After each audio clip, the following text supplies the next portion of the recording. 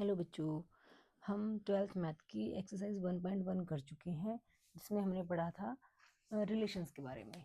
अब हम next exercise करेंगे जिसमें हम पढ़ेंगे फंक्शंस के बारे में। तो इसमें फर्स्ट है हमारे पास टाइप्स ऑफ फंक्शन।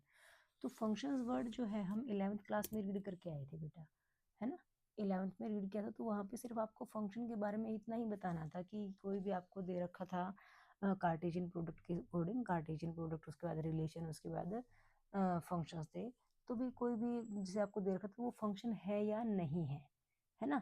तो वहाँ पे हम क्या देखते थे, वहाँ पे हमने फंक्शन की डेफिनेशन पढ़ी थी कि हर एक एलिमेंट की एक सिंगल इमेज होगी।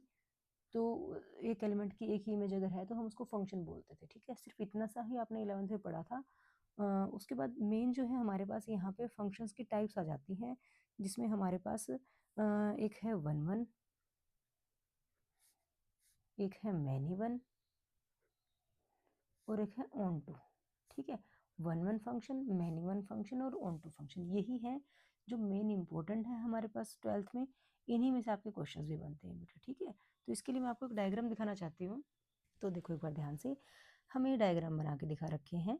यहाँ पे कोई F1 कोई फंक्शन है, जिसमें ये हमारी हमने ये चीज़, ये वेन डायग्राम हमने प्लस वन में बहुत अच्छे से किए थे बेटा।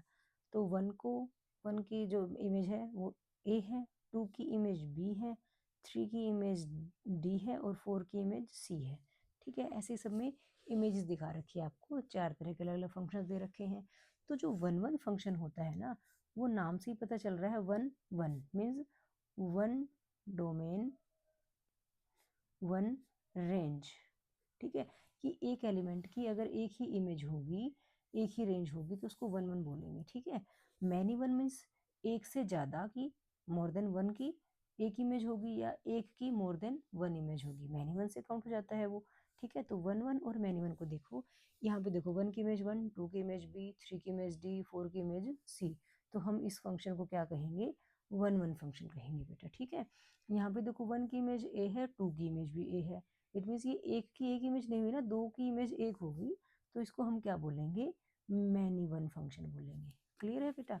नेक्स्ट वाले में देखो, वन की वन है, टू की ए, वन की ए है, टू की भी ए है ना। थ्री और बी की, थ्री और फोर की अलग अलग है, तो यहाँ पे इस वाले फंक्शन को भी हम क्या कहेंगे, मैनी वन फंक्शन बोलेंगे। ठीक है, यहाँ पे देखो, वन की इमेज बी है, टू की इमेज सी है, थ्री की ए है, फोर की डी है, तो हम इस फंक्शन को बोलेंगे वन वन फंक्शन। अब आपको क्लियर हो गया हुआ कॉन्सेप्ट वन वन का, और मैनी वन का कॉन्सेप्ट आपको समझ में आ गया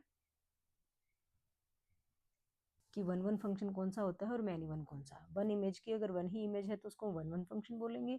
वन इमेज की एक से ज़्यादा नंबर्स की, डोमेन वाले एलिमेंट्स की एक ही इमेज है, तो हम उस एलिमेंट को क्या बोलेंगे, मैनी वन फंक्शन बोलेंगे। ठीक है, नेक्स्ट है हमारे पास ऑन टू। सिंपल लैंग्वेज में समझने की कोशिश करना, बाद में इसकी डेफिनेशन करवाऊंगी मैं इन दोनों की। तो ऑन टू का मतलब होता है, जो हमारे पास कोडोमेन वाले एलिमेंट्स होते हैं, कोडोमेन में कोई भी एलिमेंट इमेज बने बिना ना रहे। ठीक है, जैसे कि हम यहाँ पे देखें, ई और एफ तो किसी की इमेज नहीं बना, इसका मतलब ये फंक्शन जो है ये नॉट ऑन टू है। ठीक है, ऑन टू क्या कहता है, इसकी हर एक इमेज के पास एरो आना चाहिए, हर एक एलिमेंट के पास एरो आना चाहिए, मीन्स हर एक एलिमेंट इसकी पीछे वाले की इमेज होनी चाहिए। ठीक है, अब यहाँ पे भी ई और एफ बचा हुआ है, इट मीन्स ये फंक्शन भी हमारा नॉट ऑन टू है। क्लियर है बात। यहाँ पे देखो, हर एक एलिमेंट इमेज बना हुआ है, कोडोमेन वाला एलिमेंट, इसका मतलब ये फंक्शन हमारा कैसा है, ऑन टू फंक्शन है। नेक्स्ट वाला आप बताओ, हर एक एलिमेंट इमेज बना हुआ है, इट मीन्स ये फंक्शन भी हमारा कैसा है, ऑन टू फंक्शन है। आपको ये रफली लैंग्वेज में समझ में आ गया ना बेटा। देखो, जनरल लैंग्वेज में आप ये मान के चलो, जहाँ पे आपको किसी फंक्शन को वन वन प्रूव करना होगा, ऑन टू प्रूव करना होगा, अगर वो एक्चुअल में होते हैं वन वन और ऑन टू, तो हमारे पास एक जनरल सी डेफिनेशन है, हम उससे करेंगे। नहीं तो जैसे हमने बताया ना कि भाई हम उसका वेन डायग्राम बना लेंगे, एरो डायग्राम कह सकते हो। एरो डायग्राम से हम ये देख लेते हैं कि क्या एक से ज्यादा इमेजेस के पास जा रहा है एलिमेंट की कर एरो, तो वो वन वन होगा कि नहीं होगा, या पीछे वाला जो एलिमेंट है, कोडोमेन वाले एलिमेंट, हर किसी के पास एरो आ रहा है कि नहीं आ रहा। अगर नहीं आ रहा तो वो ऑन टू नहीं होगा, अगर सबके पास आ रहा है तो वो ऑन टू फंक्शन होगा। ठीक है ना, बात समझ में आ गई। अब इसको मैं एक क्वेश्चन की हेल्प से करवाती हूँ, आपको और अच्छे से क्लियर हो जाएगा। उससे पहले हम इसकी डेफिनेशन देख लेते हैं एक बार। तो यहाँ पे डेफिनेशन देखो बेटा, वन वन की क्या है, कि a function F from x to Y, कोई भी फंक्शन एक्स टू वाई अगर है, हमें दे रखा है, is defined to be one one. One one को हम दूसरा नाम देते हैं इंजेक्टिव, इंजेक्टिव बोला जाए या 1 1 बोला जाए, बात एक ही है। If the images of distinct elements of x under F, means इस फंक्शन के अंडर जो भी दे रखा होगा, are distinct for every x1 x2, ठीक है, कि डिस्टिंक्ट एलिमेंट की एफ के अंडर डिस्टिंक्ट ही इमेज अगर होगी तो वो फंक्शन इंजेक्टिव होता है, या 1 1 होता है, मतलब सिंगल एलिमेंट की सिंगल ही इमेज होगी, ठीक है।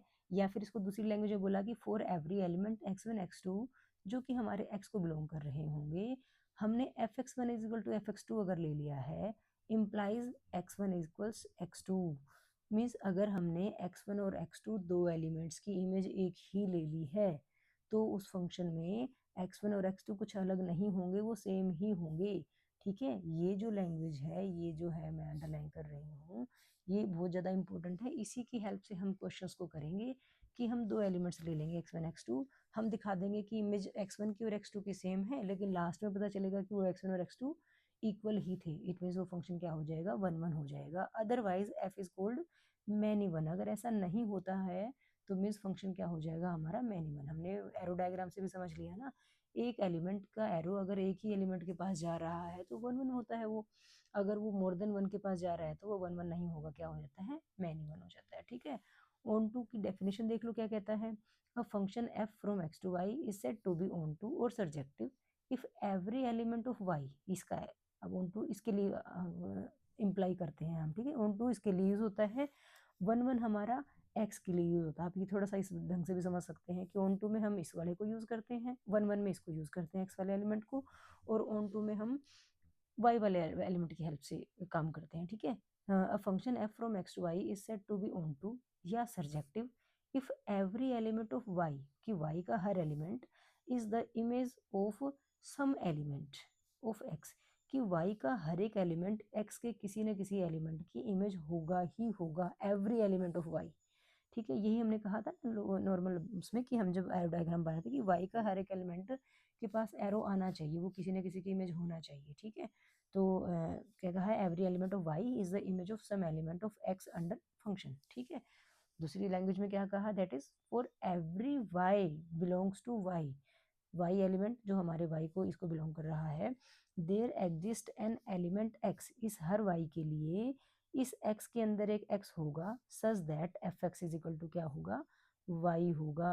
तो जब हम ऑन टू के अकॉर्डिंग वाले क्वेश्चंस को करेंगे, जब किसी क्वेश्चन में 1 2 और 1 1 और ऑन टू दिखाना होगा, तो वहां पे बेटा हम इस वाली लाइन को ज्यादा यूज करते हैं, ठीक है। जैसे मैंने अभी बताया ना आपको कि 1 1 के लिए हम ज़्यादातर इसको यूज़ करेंगे कि x1 x2 belongs to x है, fx1 इक्वल्स टू fx2 ले लेते हैं, हमारे पास x1 इक्वल्स टू x2 आ जाएगा, तो फंक्शन 1 1 हो जाएगा। ऐसे ही हम ऑन टू के लिए y बिलोंग्स टू y लेंगे, अपने आप वो सॉल्व करते करते करते अगर हमारे पास fx इक्वल्स y आ जाता है, इट मीन्स y की हर एक y का हर एक एलिमेंट जो है उसकी कोई परी इमेज है, वो x की इमेज बना रहा है, तो इस ढंग से हम सॉल्व करेंगे तो आपका फंक्शन क्या आ जाएगा, ऑन टू आ जाएगा। यहाँ पे आपको डेफिनेशन में थोड़ा मुश्किल लग रहा होगा, लेकिन जब क्वेश्चंस करेंगे तो आपको बहुत इजी लगेगा। तो क्वेश्चन देखते हैं एक बार, इसके क्वेश्चंस हम अगले वीडियो में करेंगे बेटा, आज के लिए इतना इंट्रोडक्शन पार्ट ही काफ़ी है, ठीक है। तो नेक्स्ट हम एक्सरसाइज को नेक्स्ट वाली वीडियो में करेंगे। Thank you.